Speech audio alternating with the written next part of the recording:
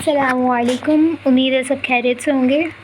तो आज का नावल है इश्क मेरा जुनून, जिसकी 10 एपिसोड ऑलरेडी इस चैनल पर मौजूद हैं जो वॉइस के बगैर हैं। तो इसका 11वां एपिसोड मैं वॉइस के साथ कर रही हूँ। मैंने 10 एपिसोड इसलिए वॉइस के बगैर किया कि मुझ में हिम्मत नहीं हो रही। मुझे काफ़ी लोगों ने कहा, लेकिन मैं नहीं कर पा रही थी और मुझे लगता था मैं नहीं कर पाऊँगी। लेकिन कहते हैं ना, जो काम आपको लगता है आप नहीं कर पाते उसको एक बार ज़िंदगी में ट्राई करना चाहिए। तो मैंने कोशिश की। तो और क्योंकि मुझे काफ़ी लोगों ने ये डीएम्स किए थे इंस्टा पर कि हमें रीड करना नहीं आता, तो यही था कि मैंने कहा चलें मैं रीड कर देती हूँ। और एक और बात, इसमें जैसे कि माफिया टाइप नावल है तो इसमें बहुत सारे ऐसे अल्फाज थे जो मुझे भी लिखने में काफ़ी प्रॉब्लम हो रही थी। मीन ढक्कन ये मैंने कभी लफ्ज़ सुने थे मूवीज़ वगैरह में, बट इसमें बोलने में अजीब लग रहा था। तो अगर गलती हो जाए तो माज़रत, क्योंकि ये नावल मैंने कैसे लिखा मुझे पता है, ठीक है। तो स्टार्ट करते हैं। इश्क मेरा जुनून, किस्त नंबर 11, कलम सलमा खान। पता चला उन 5 लड़कियों का, पता चल चुका है, पता चल गया उन 5 लड़कियों का पता चल गया है। आदम अब डेविल के सामने खड़ा उसे सब सूरत हाल से आगाह कर रहा था। कहाँ हैं वो? इंतहाई संजीदा लहजे में पूछ रहा था। भाई, उनको आज किसी महफ़िल के लिए ले जाया जा रहा है। उन्होंने बहुत एहतियात से उन लड़कियों को छुपा कर रखा था, मगर हमारे जासूस ने खबर दी है कि आज वो लड़कियां बाहर ले जा रहे हैं। न सिर्फ उन लड़कियों को उस महफ़िल में भेजा जा रहा है, बल्कि अमीर लोगों की रात रंगीन करने के लिए भी उन लड़कियों को इस्तेमाल किया जाएगा। आदम सारी बात उसे बता चुका था। वो जो कागज़ पर कुछ लिख रहा था, कलम पर उसकी गिरफ्त और सख्त हुई। चेहरा खौफनाक हद तक संजीदा था। तैयारी करो आदम, हम भी जाएंगे। और अब उसका असली रूप लोगों को दिखाने का वक्त आ चुका था। आदम भी महज हाँ में सर हिलाते हुए वहाँ से चला गया। अभी का मसला बड़ा था। वो दानी की बात करके उसे और गुस्से में मुब्तला नहीं कर सकता था। हाँ, वैसे भी बहुत परेशान है, दानी की बात करो तो ऐसा ना उसको ही मार डाले, ठीक है। ओके, आगे बढ़ते हैं। क्योंकि वह जानता था कि ब्लैक डेविल अभी अच्छा खासा गुस्से में है और दानी का तो पता रोज़ भी लगा रही थी। अच्छा, जिसको अगर वॉइस से प्रॉब्लम हो रही है या वॉइस में सुनने से ये वो, तो वॉइस म्यूट करके रीड भी कर सकते हैं कि मैं आहिस्ता आगे कर रही हूँ, तो इसलिए। और लिखा मैंने ही है, लेकिन मैं लिखकर फिर भूल जाती हूँ। मैं पहले भी बता चुकी, तो मुझे नहीं पता कि मैंने क्या क्या लिखा है। मैं खुद अभी ऐसे पढ़ रही हूँ जैसे पहली बार पढ़ रही हूँ। रोज़ पता लगा रही थी और वो खुद भी तो लगा रहा था उसको ढूंढने में। वो खुद भी तो लगा हुआ था उसको ढूंढने में।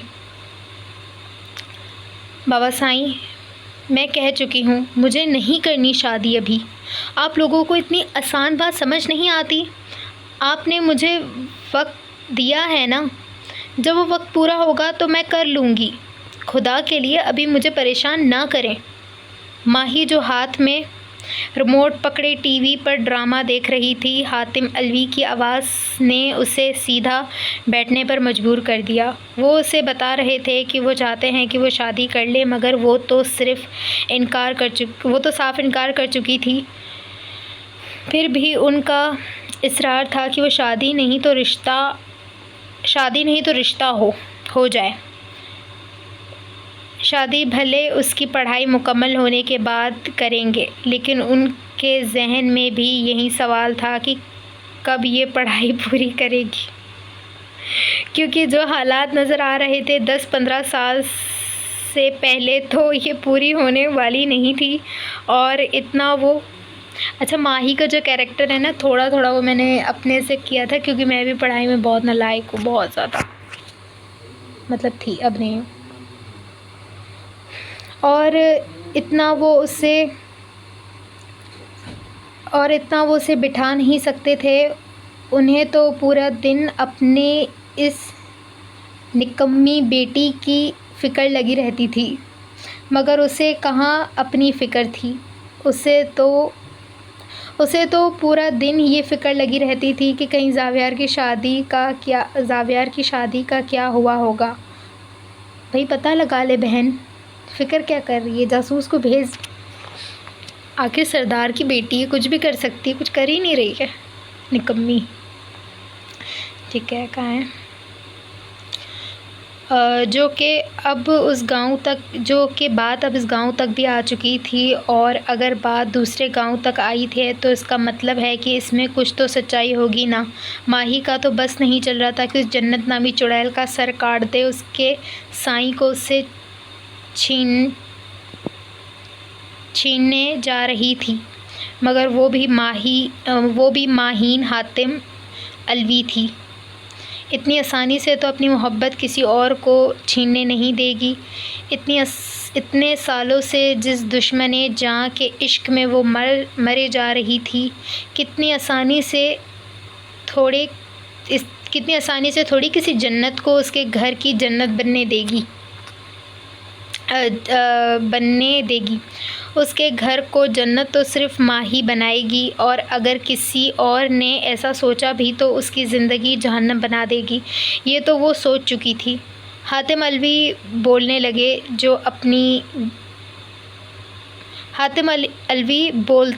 बोलते गए।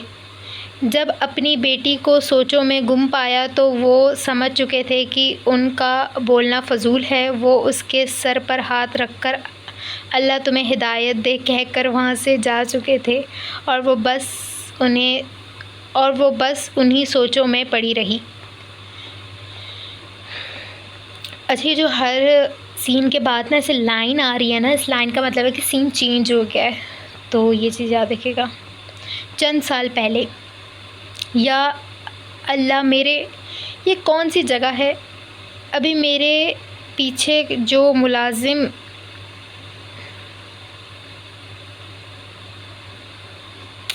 कहाँ गया?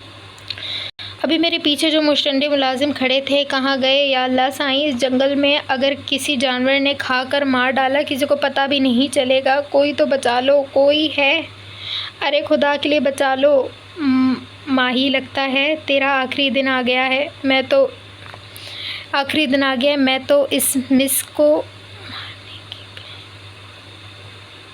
उस मिस को मारने के प्लान बना रही थी, यानी टीचर को। मैं उस टीचर को, मिस को मारने के प्लान बना रही थी, लेकिन यहाँ तो मेरे मरने का प्लान बन रहा था। अल्लाह साईं इस बार बचा ले, खुदा की कसम पूरे 4 देगें गरीबों में बंटवाऊँगी। 4 भी नहीं, 5, बल्कि इस बार बचा ले। अच्छा, बात मैंने लिखी, बार था। इस बार बचा ले अल्लाह साईं, प्लीज़ बचा ही ले इसको। वो बाकायदा रोने पर आ गई थी। मगरिब की अज़ानें दूर से सुनाई दे रही थी। अंधेरा फैलने को आ गया था। वो जो एक बकरे के बच्चे के पीछे, बकरा कहाँ बच्चे देता है?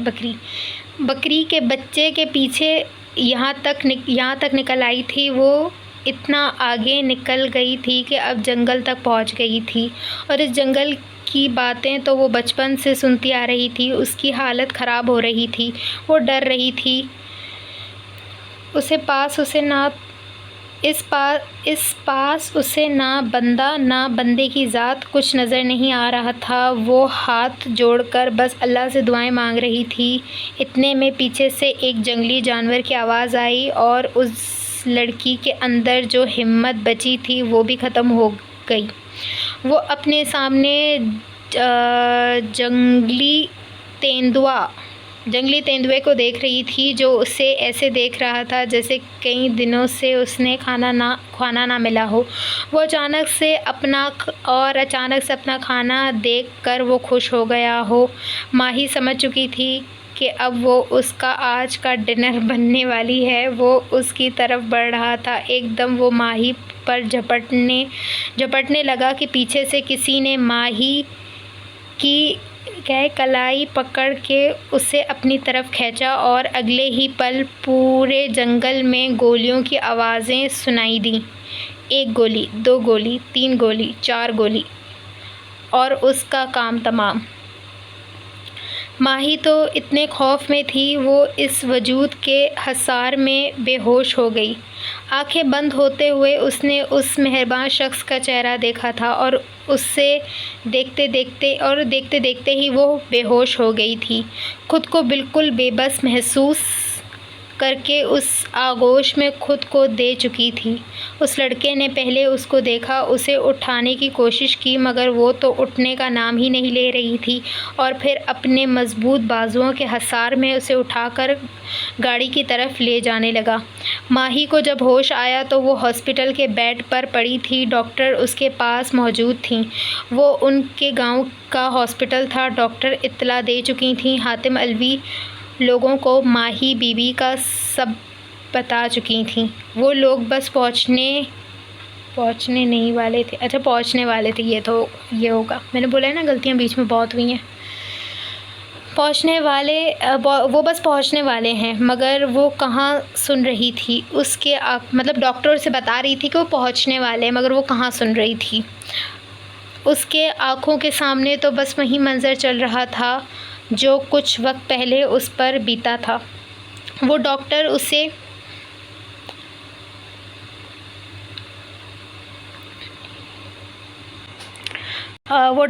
ड्रिप लगाकर अब बाहर की जानिब बढ़ने ही लगी थी जब पीछे से माही की आवाज़ पर वो मुड़कर उसकी तरफ देखने लगी।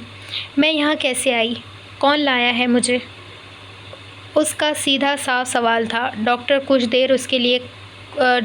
देर के लिए खामोश रही, जैसे सोच रही हो बताना चाहिए कि या नहीं। माही उसकी उलझन समझकर उसको यकीन दिलाने लगी कि ये बात हमारे दरमियान ही रहेगी। बताओ। तब उस डॉक्टर ने डरते हुए बताया, दूसरे गांव से अजीज़ शाह के बेटे ज़ावियार शाह लाए थे। अब आप बेहोश थीं तो वो आपको उठाकर लाए थे। जब तक आपको होश नहीं आया वो यहीं पर ही थे और जब आपको होश आया और आपकी खैरियत की इत्तला हमने उन्हें दे दी तो वो फिर चले गए। डॉक्टर इंतजाई नज़रों से उसे बता रही थी, जैसे कि कह रही हो ये बात हमारे दरमियान ही रहे, क्योंकि वो अच्छी तरीके से दोनों गांवों की लड़ाइयों के बारे में जानती थी। माही ने भी उसे यकीन दिलाया कि ये बात बाहर जाने का माही ने भी उन्हें यकीन दिलाया और बाहर जाने का कह दिया। ज़ावियार, उसने ज़ेरे लब नाम दोहराया और बस उसी दिन से ही उसके दिल और दिमाग पर सिर्फ एक ही नाम सवार था, ज़ावियार। वैसे लोग कंफ्यूज हैं ज़ावियार और अबान में हीरो कौन है। हीरो वैसे है कौन? ये सस्पेंस है। Scene change. हम लोग इतनी दूर से क्या इस लड़की के लिए आए हैं? तूने कहा था तू यहाँ की सबसे खूबसूरत लड़की दिखाएगा हमें, और तू तो हमें कह रहा है कि ये लड़की है। तेरा दिमाग ख़राब तो नहीं हो गया है? देख ज़ावियार, और तूने तो हमें कहा था कि ये लड़की है। तेरा दिमाग ख़राब तो नहीं हो गया है? देखो साहब, इस वक्त यहाँ पर सिर्फ 2 ही लड़कियाँ खौफनाक हद तक हसीन हैं। ये खौफनाक हद की तारीफ़ कर रहा है या डरा रहा है? खौफनाक मैंने खुद लिखा है और मैं खुद हंस रही हूँ कि मैंने क्या लिखा है। ठीक है, खौफनाक हद तक हसीन है। ऐसी है कि जैसे देखकर बंदे की नीयत ही ख़राब हो जाए। मगर एक झोल है। कैसा झोल? अरे वो साहब, एक लड़की है वो तो मान जाएगी, मगर जो दूसरी वाली है वो पहली बार यहाँ पर आई है, या तुम ये समझो कि उसका फर्स्ट टाइम है। सब कुछ तो तुम समझ रहे हो ना। वो रोना धोना शोर मचाएगी तो तुमको क्या मज़ा आएगा।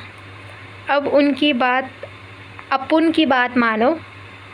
दूसरी वाली है, अच्छा अपुन की बात मानो। दूसरी वाली है वो बड़ा, यार मुझे हंसी आ रही है लिखते हुए कि मैंने क्या लिखा है। ये माफिया में ऐसे वर्ड्स यूज़ करते हैं तो शर्माना नहीं। ओके या अल्लाह मुझे सब्र दे। ओके कहाँ गया। शोर मचाएगी तो तुमको क्या मज़ा आएगा। अब उनकी बात मानो। दूसरी वाली है वो बड़ा टाइट माल है, उसको ले जाओ। यहाँ तो लोग अच्छे खासी कीमत देने को तैयार हैं उसके लिए, मगर हम सिर्फ उन लोगों को देता है जो हमें सही लगता है। और कसम बाय गॉड की तुम हमको अच्छा आदमी लगा, इसलिए हम दे रहा है। और आदमी मक्खन लगाने के सारे रिकॉर्ड तोड़ते हुए उन्हें कन्विंस कर रहा था। सामने खड़े लड़के ने एक नज़र उस लड़की पर डाली और फिर वही मुताला किया कि इसे वही लड़की चाहिए। मुताला यानी ऑर्डर किया कि मुझे वही चाहिए। अरे साहब, तुझसे जितना बोला है जा तू इतना कर। उस लड़की को संभालना सब हमारी जिम्मेदारी है। तुझे मुंह मांगी कीमत दे रहे हैं। अब वो लड़की मुझे चाहिए। अगर नहीं मिली तो यकदम उस लड़के की आंखों में गुस्सा देखकर वो लड़का महज हाँ में सर हिलाते हुए अब अंदर की जानिब चला गया। पीछे वो दोनों लड़के सोफ़े पर टांग रखे सिगरेट पीने में मशगूल थे। वहाँ पर सारे लोग नशे में धुत थे। वहाँ पर गाड़ियों पर लड़के और लड़कियाँ गाड़ियों पर कैसे नाच रहे हैं। वहाँ पर गानों पर लड़के और लड़कियाँ नाच रहे थे। शराब का वहाँ पर अच्छा खासा इंतज़ाम था। अभी वो दोनों वहाँ पर ही मौजूद थे जब वो लड़का दोबारा उनकी तरफ आया। साहब, जिन लड़कियों का तुम बता रहे हो वो तीनों लड़कियाँ तो यहाँ पे मौजूद हैं और हम तुम्हें दे भी सकता है, मगर वो आगे रुका। दूसरे लड़के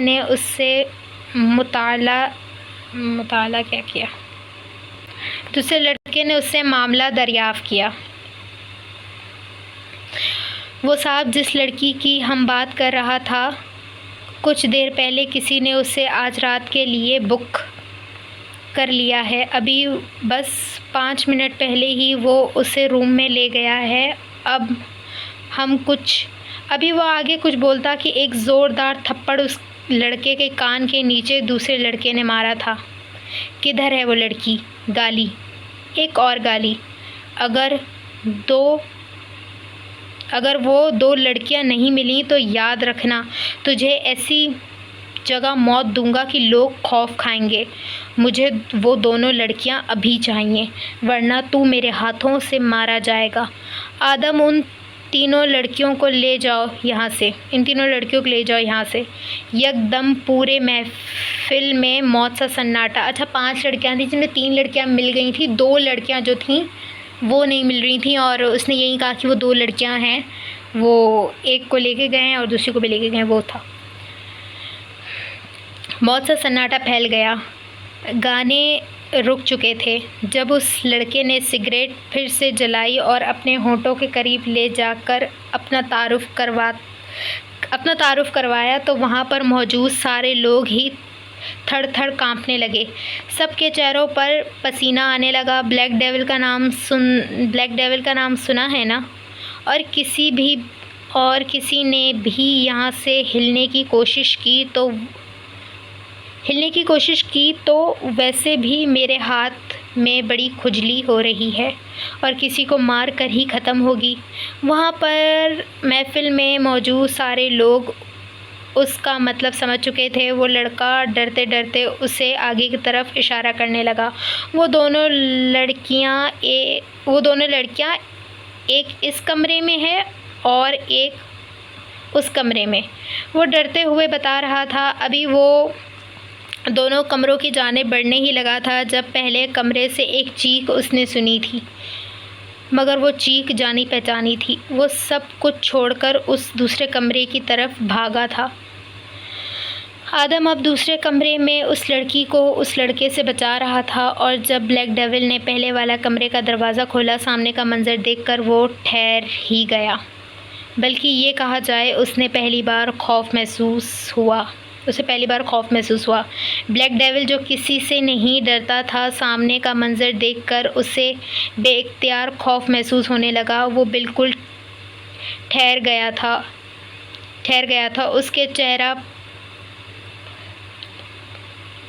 उसके पैर पत्थर हो चुके थे, आगे पैर बढ़ने से इनकार कर चुके थे। उससे क्या हो गया था? उसने ये क्या कर दिया था? वो वहीं खड़ा रह गया।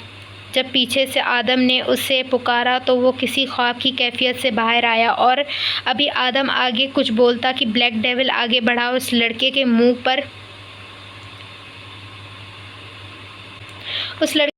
पर बंदूक रख कर 6 की 6 गोलियां उसके मुंह में ही खाली कर दी।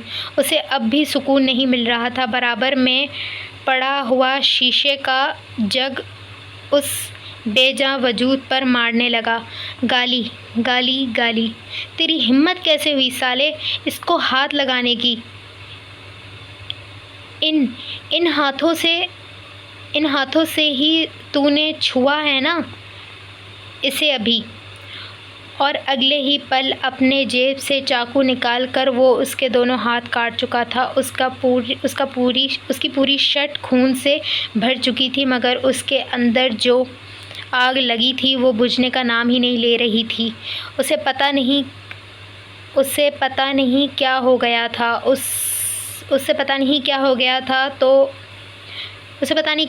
था।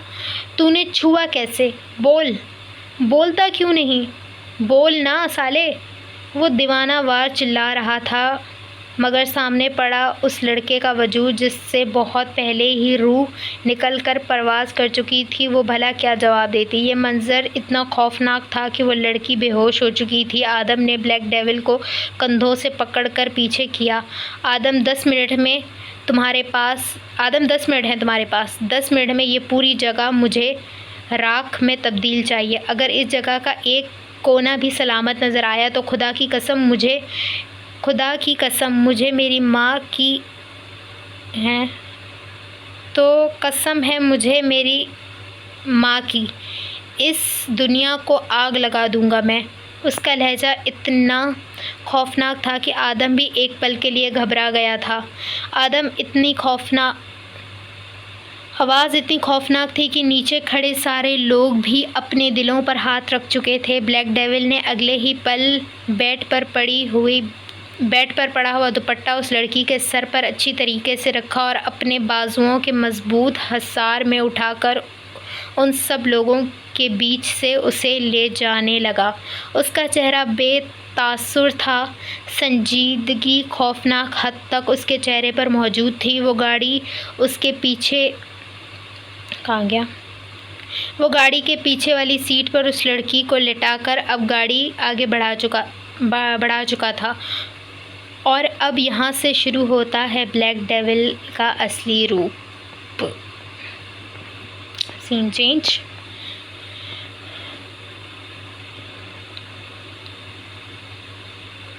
बोल साले, कहाँ से उठाया है तूने?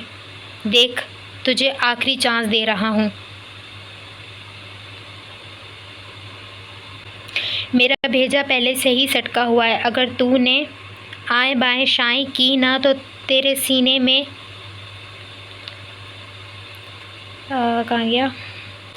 तेरे सीने में गन में जितनी गोलियां हैं सारी पलटा दूंगा। नहीं सबर, पलटा दूंगी। अच्छा ठीक यार, असल में मैं अपनी लैंग्वेज में बात कर रही हूँ। 1 मिनट। ये रोज़ है, हाँ अब याद है, ये रोज़ है और रोज़ उस लड़के को कह रही है जिस लड़के ने ना उस लड़की का बताया था। मेरा भेजा पहले से ही सटका हुआ है। अगर तूने आए बाएं शाएं की तो तेरे सीने में गन में जितनी गोलियां हैं सारी पलट दूंगी। बता कहाँ से उठाया है उस लड़की को। रोज़ उस लड़के के सर पर खड़ी थी जो लड़कियों की क्या है डील्स करता था। उसने मुकम्मल लाइल्मी का मुज़ाहरा किया था। उसका यूँ कहना था कि लड़कियां कहाँ से उठाई जाती हैं हमें नहीं पता, हमें तो बस दे दी जाती हैं और हम आगे बेच देते हैं। मगर उन बातों पर उन लोगों को कहाँ यकीन आना था। रोज़ के सब्र की हद हो चुकी थी। Scene change. वो लड़की पिछले 2 दिन से बेहोश थी। उसे होश आ ही नहीं रहा था। डॉक्टर्स का यही कहना था कि अगर उसे 3 दिन के अंदर होश नहीं आया तो कहाँ गया तो ख़तरे की बात है। मगर उसका तो शायद होश में आने का कोई इरादा ही नहीं था। आज पहली बार आदम ने ब्लैक डेविल को सजदे में रोते हुए देखा था। उसने अपनी आँखें भी सजदे में रोते हुए देखा था। उसकी अपनी आँखें भी भर आई थीं। वो रो रहा था, वो सच में रो रहा था। एक लड़की की ज़िंदगी के लिए, एक लड़की के जान के लिए। आदम जानता था ब्लैक डेविल ने झूठ बोला है, मगर वो 2 दिन से उसका जो रूप देख रहा था, आदम की खुद हिम्मत नहीं हो रही थी कि उससे सवाल जवाब करने की, क्योंकि वो तो अपने हवासों में ही नहीं था। वो खुद भी नहीं समझ पा रहा था। पत्थर दिल आदमी जिसे किसी के होने ना होने से फ़र्क नहीं पड़ता था, एक लड़की के लिए इतना परेशान, और उस लड़की के लिए खुदा के सामने सजदे में झुक गया। उसे याद था जब आदम ने उससे पूछा था वो दुआ क्यों नहीं मांगता, तो उसने यही कहा था, मेरे पास सब कुछ है, मुझे मांगने की ज़रूरत नहीं है। और ऐसा वक्त आएगा भी नहीं कि मुझे मांगना पड़े। लेकिन कहते हैं अच्छा, एक चीज़ है, कहते हैं कि हमारे पास सब कुछ है, हम इसलिए दुआएं नहीं मांगते। फिर कहते हैं उनकी ज़िंदगी में ना वो वक्त आता है कि उन्हें मांगना पड़ता है। उनको जो गुरूर होता है ना कि भाई मेरे पास सब कुछ है, अल्लाह का शुक्र अदा करना चाहिए सब कुछ है, लेकिन वो फिर टूटता है ना, बहुत बुरी तरीके से टूटता है, बहुत बुरी तरीके से। ओके, आगे बढ़ते हैं। लेकिन कहते हैं ना, जब हम खुद पर तकब्बुर कर बैठते हैं तो अल्लाह हमें वो वक्त दिखाता है जिस वक्त पर हम तकब्बुर करते हैं। आज वो वक्त ब्लैक डेविल पर आया था। वो सजदे में बैठकर रोए जा रहा था। या मेरे मालिक, बेशक तू रहीम है, तू करीम है, तू करम करने वाला है, तू रहम करने वाला है। ऐ मेरे मालिक उस लड़की को ज़िंदगी अता फरमा। उस लड़की के जो भी परेशानियां हैं वो ख़त्म कर दे। मेरी वजह से वो लड़की इस हद तक पहुंच गई जिस हद तक कोई सोच भी नहीं सकता। जिस जगह का नाम सोच कर भी इंसान को शर्म आती है, मेरी वजह से वो लड़की उस जगह तक पहुंच गई। मौला मुझे माफ़ फरमा। उस लड़की को ज़िंदगी दे दे। चाहे तुम मेरी ज़िंदगी ले ले, चाहे तुम मुझसे मेरा सब कुछ ले ले, बस उस लड़की को बचा ले। मौला, मैंने तुझसे आज तक कुछ भी नहीं मांगा, क्योंकि मेरा यही मानना था कि मेरे पास सब कुछ है। और देख, तूने मेरे तकब्बुर कहाँ आकर तोड़ा है। मैं तेरे सामने रो रो कर किसी की ज़िंदगी की भीख मांग रहा हूँ। ऐ मेरे अल्लाह, मुझे बख्श दे, उस लड़की को ज़िंदगी दे दे। मैं सबसे पूछ चुका हूँ, सब डॉक्टर्स से जहाँ तक कर सकता था वहाँ तक किया है, मगर आखिरी उम्मीद तो तू ही है। बेशक तूने फरमाया है कि तुझसे उम्मीद रखनी चाहिए, ना कि लोगों से। मैंने लोगों से उम्मीद रखी। देख, मेरे हाथ अभी भी खाली हैं।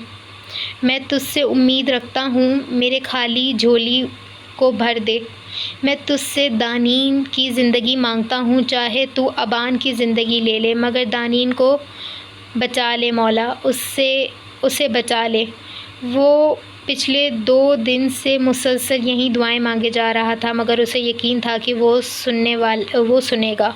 उसके दिल में वसवसा आया था, वो तो गुनहगार है, वो तो गुनाह करता है, तो क्या वो मालिक उसकी सुनेगा?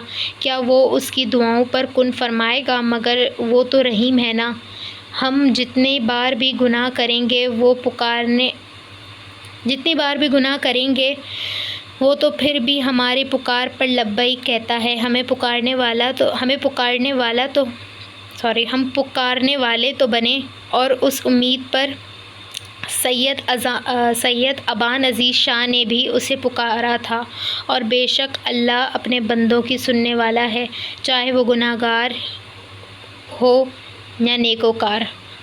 मौला की बारगाह में सब एक जैसे हैं, और शायद उसका यही यकीन और यही अदा अल्लाह को पसंद आ गई थी, जो 2 दिन बाद उस लड़की को होश आया। उसकी दुआएं कबूल हो चुकी थीं। उस लड़की को ज़िंदगी मिल गई थी, उस लड़की को ज़िंदगी दे दी गई थी, और उस लड़की कहाँ गया? नहीं, उस लड़की नहीं। और उस दिन उसका यकीन और अल्लाह पर बढ़ चुका। उस दिन उसका यकीन और अल्लाह पर बढ़ गया था। नहीं होता ना, हम कोई दुआ मांगे, वो दुआ कबूल हो जाए तो हमें वो होता है ना, अल्लाह पर हम कहते हैं ना कि कोई चीज़ होती है हमें मिल जाती है, हमारा अल्लाह पे यकीन और पुख्ता हो जाएगा। भाई हमने मांगा था, हमें मिल गया वो चीज़, तो वहीं यकीन उसका हो गया था पुख्ता। कहाँ गया? और 2 दिन बाद उस लड़की को होश आ गया, तो उसकी दुआएं कबूल हो चुकी थी, उस लड़की को ज़िंदगी मिल गई थी, उस लड़की को ज़िंदगी दे दी गई थी, और उस दिन उसका यकीन और अल्लाह पर बढ़ गया था। उसका तकब्बुर जितनी बुरी तरीके से टूटा था, उसका यकीन उतना ही पुख्ता और मज़बूत हो गया था। होश में आते ही जब उसने अपनी आँखें खोली तो सामने रोज़ और आदम को खड़े पाया। यकदम उसकी आँखों से आंसू बरसना शुरू हो गए। रोज़ ने उसे सीने से लगाया, उसके माथे पर बोसा दिया। वो उसके सीने से लग कर बस रोने लगी। ब्लैक डेविल दरवाज़े पर खड़ा सारा मंज़र देख रहा था। उसकी हिम्मत नहीं हो रही थी कि आगे बढ़ने की। वो किस मुंह से जाता, वो उसे क्या कहता, उसे कुछ भी नहीं समझ आ रहा था। वो वहीं बेबसी से खड़ा उन्हें देख रहा था। बस करो मेरी जान, तुम ठीक हो ना? बस अल्लाह का शुक्र अदा करो। तुम्हारे रोने से तकलीफ़ होती है हमें, बंद करो रोना दानी। वो उससे सीने से लगाए चुप करवा रही थी। मेरी बहन चुप कर जाओ, वरना सच कह रहा हूँ मैं नाराज़ हो जाऊँगा तुमसे। आदम ने सख्त लहजे में कहा। दानी का आंसू थोड़े से थम गए थे। आदम भाई, आप जानते हैं, उन्होंने मुझे एक कमरे में बंद कर दिया, उन्होंने मुझे मारा था। वो लड़का मेरे पास आने की कोशिश, वो अपनी बात मुकम्मल नहीं कर पा रही थी। बार बार उसकी सांस फूल रही थी। ब्लैक डेविल ने सख्ती से अपनी आंखें बंद कर लीं। मैंने उसके सर पर शीशे का गिलास मार दिया। फिर उसने मुझे सज़ा के तौर पर 3 दिन खाना नहीं दिया। मुझे बहुत भूख लगी थी। अगले दिन जानवरों की तरह ज़मीन पर खाना, वो बोलते हुए रोए जा रही थी। वो दोनों उसे बोलने का मौका दे रहे थे, क्योंकि बातें अक्सर दिल में रख कर एक नासूर बन जाती हैं, और वो भी नासूर बन जाती हैं, और फिर वो बढ़ते बढ़ते इंसान पूरा ही ख़त्म हो जाता है। और वो दोनों हरगिज़ नहीं चाहते थे कि वो कोई बात अपने दिल में रखे। वो उसे सुनना चाहते थे। वो चाहते थे कि वो दिल का अपना बोझ कम करे, और वो कम कर रही थी। उस यूनिवर्सिटी वाले लड़के ने मुझे किडनैप किया था। मैंने उसे थप्पड़ मारा था क्योंकि वो बदतमीज़ी कर रहा था। उसने उस चीज़ का बदला लिया। वो खुद मेरे करीब आने की कोशिश कर रहा था। वो खुद मेरे करीब आने की कोशिश। जब मैंने ये कहा तो उसके दोस्ती ने मैंने जब ये किया तो उसके दोस्तों ने भी कोशिश की, और मैंने दूसरी बार भी यही किया। उसके बाद उन्होंने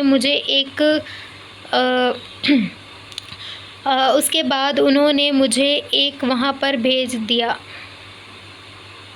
एक जगह लिखना था, हाँ उन्होंने मुझे एक जगह पे भेज दिया। मुझे खौफ महसूस हो रहा था। वहाँ पर लोग अजीब अजीब नज़रों से देख रहे थे। वो दोनों अजीब अजीब नज़रों से देख रहे थे। वो दोनों अपनी आँखों पर हाथ रख कर रोने, और वो अपने दोनों हाथ अपनी आँखों पर रख कर रोने लगी। ये था।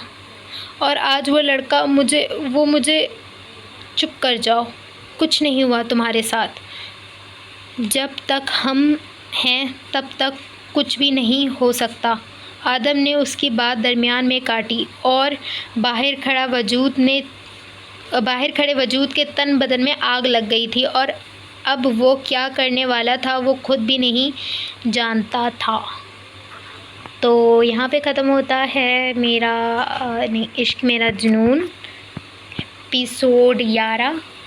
ठीक है, इसमें गलतियाँ भी बहुत थी, मैं अटक भी रही थी और मैंने बीच में काफ़ी बातें भी की थी, तो सब इग्नोर। और उम्मीद है पसंद आया होगा इंशाल्लाह। अब इसका नेक्स्ट एपिसोड जो है वो 12वां। मैंने पूछा था कि मैं क्या एक वीक में 2 एपिसोड करूं सेंड, तो फिर मुझे उसका रिप्लाई कोई अच्छा सा नहीं मिला था सही से। अगर ऐसा है तो मुझे बताइएगा, मैं कमेंट में बता दीजिएगा, मैं फिर वीक में 2 एपिसोड करूँगी। वरना मुझे रिस्पांस नहीं मिला था, तो मैंने फिर यही कहा कि एक ही सही है संडे वाले दिन। अगर ऐसा हुआ तो फिर मैं एक काम करूँगी, मैं बुध वाले दिन एक एपिसोड और एक एपिसोड संडे को ऐसे कर दूँगी। या तो फिर ये कर देंगे कि जुम्मे वाले दिन मेरा जो दूसरा नावल है वो आएगा, आज़माइशों का सफ़र, और हफ्ते और इतवार वाले दिन ये। ठीक है, तो जो भी है मुझे बता दीजिएगा कमेंट में, मैं वैसा ही करूँगी। और उम्मीद है पसंद आया होगा। और जिसको नहीं सुनना था वो म्यूट करके, वॉइस नहीं सुननी तो म्यूट करके सुन सकती हैं। बाकी अपना बहुत सारा ख्याल रखिएगा और दुआ में याद रखिएगा। अल्लाह हाफ़िज़।